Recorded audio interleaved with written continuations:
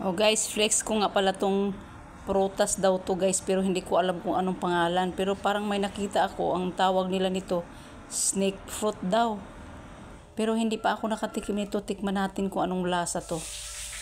Ang iba nito, ginagawa nilang pampaasim sa niluluto nilang sinigang kasi sobrang asim daw ito. Ngayon, tikman natin.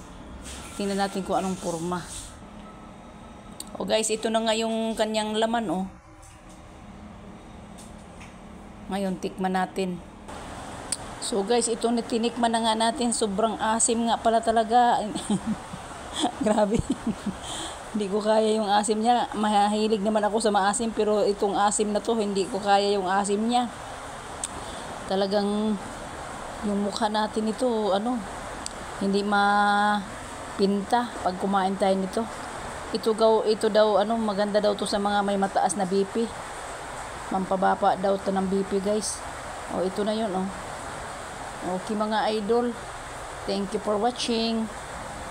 Bye-bye.